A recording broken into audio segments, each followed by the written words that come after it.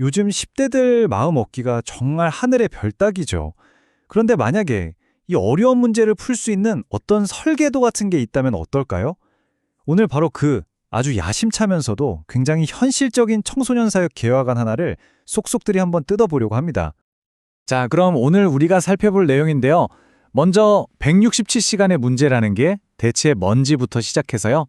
이걸 해결하기 위한 아주 기발한 아이디어, 신앙의 세 가지 새로운 주소에 대해 알아볼 겁니다. 그리고 6년의 약속이라는 장기적인 그림, 또 가정과 교회가 만났을 때 생기는 엄청난 시너지, 마지막으로 이 모든 게 우리에게 어떤 새로운 청사진을 제시하는지 하나씩 따라와 보시죠. 자, 첫 번째 이야기입니다. 167시간의 문제. 이 모든 고민의 출발점이 되는 아주 간단하면서도 정말 강력한 숫자가 하나 있거든요. 모든 이야기는 바로 이 숫자에서부터 시작됩니다. 네, 바로 167입니다. 이게 무슨 숫자냐면요. 일주일에서 딱 1시간, 주일 예배 시간을 뺀 나머지 시간이에요. 생각해보면 아이들의 생각이나 가치관이 형성되는 진짜 싸움터는 교회 안에서의 1시간이 아니라 바로 이 압도적인 167시간이라는 거죠. 그리고 이 167시간을 어떻게 보내느냐에 따라서 결과는 보시는 것처럼 완전히 달라집니다. 한쪽은 아이들이 막 활발하게 참여하고 비전을 공유하면서 살아 움직이는데 다른 한쪽은 그냥 수동적으로 앉아있고 점점 세속화되죠. 이 차이가 어디서 오겠어요? 결국 그 167시간을 놓치고 있느냐, 붙잡고 있느냐의 싸움인 겁니다. 자, 그럼 이 거대한 167시간의 문제를 어떻게 풀어야 할까요? 오늘 우리가 살펴볼 뉴 홀리 웨이브라는 계획은요, 아주 기발한 데서 해답을 찾습니다. 바로 교회라는 단어의 의미 자체를 재정의하는 것부터 시작하는 거죠. 핵심 전략은 이겁니다. 신앙의 주소를 하나가 아니라 세 개로 만드는 거예요. 우리가 아는 로컬 처치, 그리고 홈 처치, 즉 가정, 마지막으로 스쿨 처치인 학교까지. 이 세 군데가 하나의 시스템처럼 쫙 연결돼서 아이들의 일주일 전체를 감싸는 든든한 신앙 생태계를 만드는 거죠. 정말 대단한 발상 아닌가요? 첫 번째 주소는 로컬 처치, 바로 우리가 흔히 생각하는 교회입니다. 주일에 모여서 예배드리고 체계적으로 배우는 모든 것의 중심을 딱 잡아주는 탑 같은 곳이죠. 두 번째 주소, 그리고 이게 정말 중요한데요. 바로 홈처치입니다. 가정이 그냥 주일에 배운 걸 소비하는 곳이 아니라 직접 신앙을 키워내는 가장 중요한 인큐베이터가 되게 하는 거예요. 매주 가족이 함께 예배하고 대화하면서 말이죠. 그리고 마지막 세 번째 주소는 스쿨 처치입니다. 이건 신앙이 교회 건물 안에만 갇혀 있지 않고 아이들의 삶 한복판으로, 그러니까 학교로 직접 들어가는 개념이에요. 리더들이 무려 32개나 되는 학교를 직접 찾아가서 아이들과 기도하고 격려해 주는 거죠. 신앙과 현실의 삶을 이어주는 아주 중요한 다리 역할을 하는 셈입니다.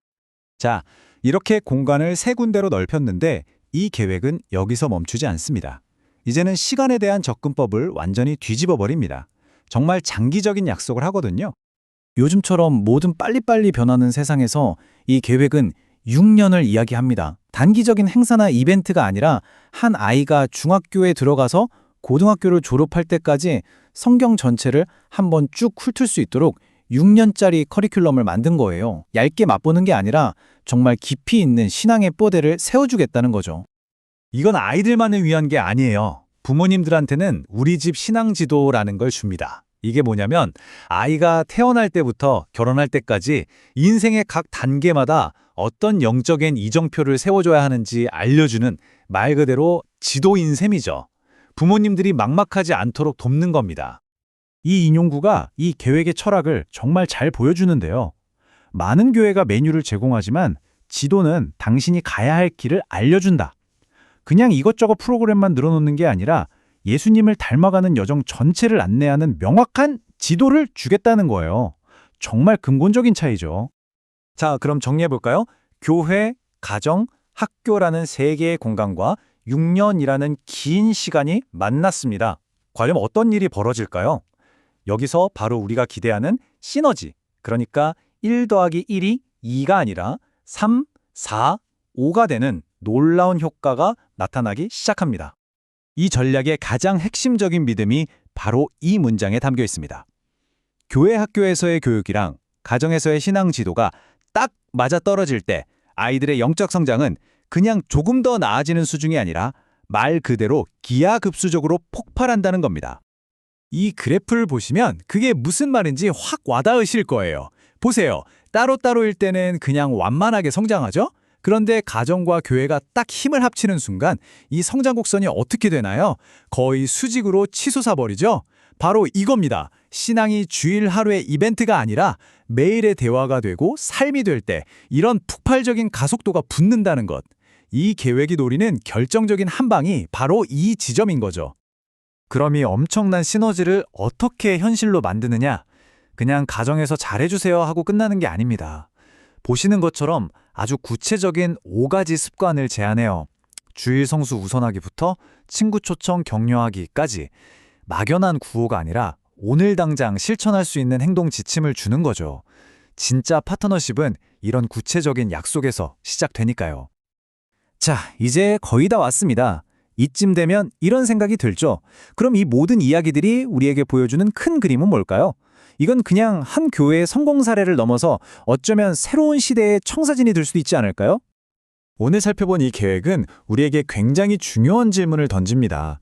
조직과 가정이 이렇게까지 깊이 있게 연결되고 협력하는 것. 어쩌면 이것이 바로 다음 세대의 마음을 얻는 미래의 모습은 아닐까요? 결국 핵심은 파트너십, 그리고 긴 호흡의 비전, 또 아이들의 삶 전체를 끌어안는 통합적인 접근입니다. 이 모든 걸 보고 나니 마지막 질문은 우리 자신에게 향하게 되네요. 과연 우리는 우리 아이들의 그 167시간 속으로 들어갈 준비가 되어 있을까요?